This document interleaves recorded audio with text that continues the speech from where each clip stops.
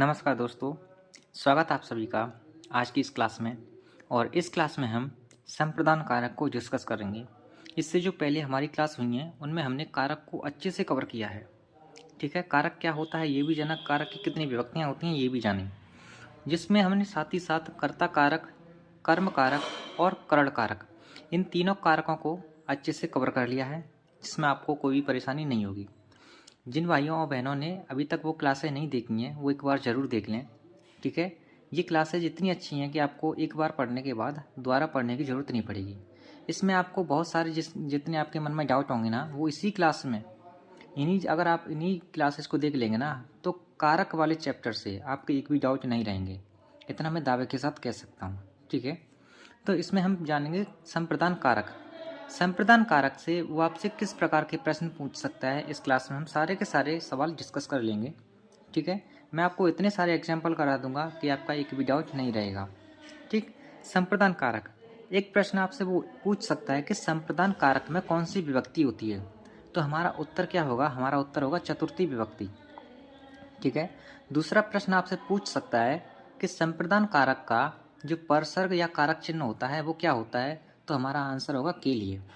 ठीक, यहाँ पर मैंने संप्रदान कारक को पहचानने की बहुत सारी कंडीशन लिखी हैं और इन कंडीशन को समझने के बाद आपका संप्रदान कारक का एक भी प्रश्न गलत नहीं होगा। ठीक है, तो आइए इन कंडीशन को डिस्कस करते हैं और इन कंडीशन को डिस्कस करने के बाद हम इसके बहुत सारे एग्जाम्पल लेंगे और उन एग्जाम्पल के साथ आपका संप्रदान कारक एकदम अच्छे से कवर हो जाएगा। ठीक है, तो देखो संप्रदान कारक के लिए इसके लिए कुछ ट्रिक हैं। किसी वाक्य में आपको के हित, के वास्ते, के निमित्त ये शब्द दिख जाएं तो समझ जाना कि वहाँ पर संप्रदान कारक है। अब इन्हीं एग्जाम्पल को हम अच्छे से करेंगे, तो समझो पहले इन कंडीशन को। जिसको कोई वस्तु यानी जिस व्यक्ति को कोई वस्तु स्वेच्छा से हमेशा हमेशा के लिए दी जाए, जिस व्यक्ति को कोई वस्तु स्वेच्छा से यानी हम अपनी इच्छा से किसी व्यक्ति को कोई वस्तु हमेशा हमेशा के लिए देते हैं, तो समझ जाओ कि उसमें संप्रदान कारक होता है। अगला पॉइंट है, जिसके लिए क्रिया की जाए उसमें भी संप्रदान कारक होता है। क्या? जिसके लिए क्रिया की जाए उसमें संप्रदान कारक होता है। मान लीजिए आप अपनी महिला मित्र के लिए एक पेन लेके आए, तो वो जो आप पेन लेके आ रहे हैं अपनी महिला मित्र के लिए, तो समझ जाओ कि उसमें संप्रदान कारक है। ठीक है, अगला पॉइंट है, जो वस्तु दान में, दक्षिणा में, दीक्षा में, शिक्षा के लिए, भेंट के रूप में, उपहार के रूप में, गिफ्ट के रूप में, भीख के रूप में या भिक्षा के रूप में दी जाए और जिसको वस्तु दान में दी जाती है उसमें संप्रदान कारक होता है। ठीक है, इन सभी कंडीशन में संप्रदान कारक मिलेगा आपको। किसमें? जब कोई वस्तु दान में दे रहे हैं, दक्षिणा में दे रहे हैं, दीक्षा में, शिक्षा के लिए, भेंट के लिए, उपहार के लिए, इन सभी कंडीशन में संप्रदान कारक होता है। ठीक है, अगला पॉइंट है, जिस व्यक्ति को जो वस्तु प्रिय लगे या रुचिकर लगे उसमें भी संप्रदान कारक होता है। अब आप कहेंगे इतनी सारी कंडीशन, तो मैं कहूँगा जी भाई इतनी सारी कंडीशनें होती हैं। देखो शिक्षा, अगर आप ये कहोगे कि इसकी शॉर्ट ट्रिक क्या है, तो भाई देखो शॉर्ट ट्रिक किसी चीज़ की नहीं होती।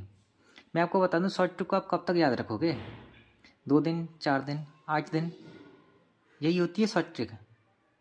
ठीक है, लॉन्ग टर्म मेमोरी बनाओ यार। शॉर्ट टर्म मेमोरी में क्यों रखना चाहते हो? मेमोरी को लॉन्ग टर्म मेमोरी बनाओ। इसकी शॉर्ट ट्रिक है, किसी वाक्य में आपको के हित, के वास्ते, के निमित्त ये शब्द दिख जाएं तो आपको संप्रदान कारक ही वहाँ पर टिक करना होगा। ठीक है, एक यहाँ पर मैं आपको एक पॉइंट और बता दूँ, यानी जिसके लिए क्रिया की जाती है, यानी जिस व्यक्ति के लिए क्रिया की जाती है उसमें संप्रदान कारक होता है। इस बात को याद रख लेना। अब आइए इसके बहुत सारे एग्जाम्पल करते हैं और उन एग्जाम्पल को देखने के बाद, सीखने के बाद, समझने के बाद आपके सारे के सारे डाउट अपने आप क्लियर हो जाएंगे। ठीक है, और सारी आपको जितनी भी शॉर्ट ट्रिक लगे ना वो इन वाक्यों से आपको शॉर्ट ट्रिक पता चल जाएगी। देखो पहला एग्जाम्पल है, राम ने रावण को, जब हम करण कारक पढ़ रहे थे तो उसमें मैंने बताया था कि राम ने रावण को बाण से मारा, लेकिन यहाँ पर अब क्या करेंगे, राम ने रावण को मारा किसके लिए? सीता के लिए। यानी जो क्रिया की गई है वो किसके लिए की जा रही है? सीता के लिए।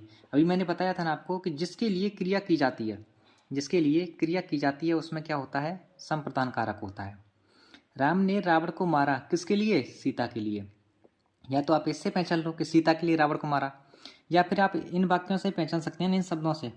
के लिए मैंने बताया था कि संप्रदान कारक का जो कारक चिन्ह होता है यानी परसर्ग चिन्ह होता है वो के लिए होता है। तो आप इससे भी पहचान सकते हो ना। ठीक है, राधा ने अपनी बहन के लिए साड़ी लाई। राधा अपनी बहन के लिए साड़ी लाई, यानी वो जो साड़ी लाई है वो किसके लिए लाई है? अपनी बहन के लिए लाई है। तो इसमें क्या हुआ? संप्रदान कारक। रवि अपनी माता के लिए दवाई लाया। रवि दवाई तो लाया है लेकिन किसके लिए? अपनी माता के लिए लाया है। तो आप इससे पहचान सकते हैं के लिए, के लिए। ठीक है, अगला है कि भारतीय सैनिकों ने देश के निमित्त बलिदान दिया।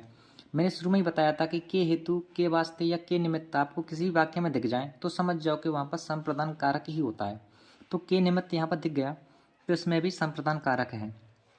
नेक्स्ट है, राजा ने ब्राह्मणों को गाय दान में दी।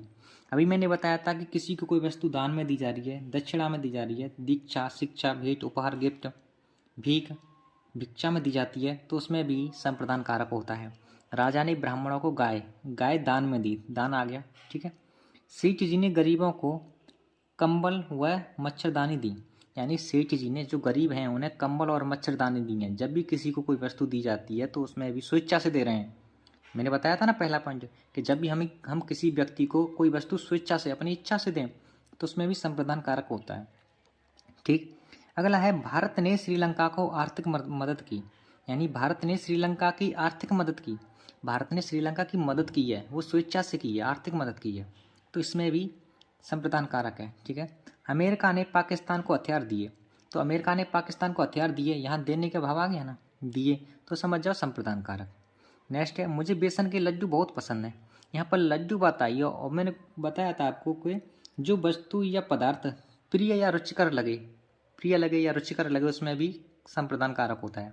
मुझे लड्डू पसंद है तो वो मुझे, मेरे लिए रुचिकर है, मेरे लिए प्रिय है, तभी तो मुझे पसंद है, तो इसमें भी संप्रदान कारक है। नेक्स्ट, गुरु को नमस्कार करना। गुरु को नमस्कार, गुरु जी को नमस्कार या गुरु को नमस्कार, यानी हम नमस्कार कर रहे हैं गुरु को। ठीक है, तो इसमें भी हमारा क्या है? संप्रदान कारक। बालकों को लड्डू अच्छे लगते हैं, इसमें भी संप्रदान कारक है। आई होप आपको संप्रदान कारक अच्छे से समझ में आया होगा। मैंने आपको यहाँ पर बहुत सारे इसके एग्जाम्पल कराए हैं और इन एग्जाम्पल के थ्रू आप अच्छे से समझ गए होंगे। ठीक है, तो मैं उम्मीद करता हूँ कि आपको इसमें कोई भी प्रॉब्लम नहीं आएगी। एक बार और समझ लीजिए, संप्रदान कारक, इसमें चतुर्थी विभक्ति होती है और इसका जो कारक चिन्ह होता है वो होता है के लिए। किसी वाक्य में आपको के हित, के वास्ते और के निमित्त दिख जाए तो समझ जाओ कि वहाँ पर संप्रदान कारक ही होता है। और ये इन सारी कंडीशन को आप अपनी नोटबुक में अच्छे से नोट कर लेना। इन सारी कंडीशन को एक बार अच्छे से समझ लिया ना तो आपको संप्रदान कारक में कोई भी परेशानी नहीं आएगी। मैं आपको फिर बता दूं कि देखो, शॉर्ट ट्रिक के चक्कर में मत पड़ो मेरे भाई। अगर आप शॉर्ट ट्रिक के चक्कर में रहोगे तो आपकी शॉर्ट टर्म मेमोरी बनेगी, आप चीज़ों को कुछ पल तक याद रख पाओगे, उसके बाद भूल जाओगे। ऐसा मैं क्यों कह रहा हूँ कि आपने यूट्यूब पर शॉर्ट्स वीडियो देखी है ना, वो शॉर्ट्स वीडियो हमारे माइंड को भी शॉर्ट टर्म बना रही हैं। हम 15 सेकंड की वीडियो देखते हैं, फिर दूसरी पर जाते हैं, 15 सेकंड की देखते हैं, दूसरी पर जाते हैं, फोकस हमारा रह ही नहीं पाता। जब हम लॉन्ग वीडियो देखते हैं तो उसमें हमारा, देखो, फोकस बनाने के लिए हमें धीरे धीरे अभ्यास करना होता है, जब भी हमारा फोकस बन पाता है। ठीक है, तो आप एक बार इन्हें अच्छे से समझिए, अच्छे से पढ़िए और इसके बहुत सारे एग्जाम्पल की प्रैक्टिस करिए। आपका जो फोकस है एकदम डेवलप हो जाएगा। ठीक है, और आप किसी चीज़ को इतनी आसानी से नहीं भूलोगे। ठीक है, अगर आप शॉर्ट ट्रिक के चक्कर में पड़ोगे तो भूलोगे। ठीक।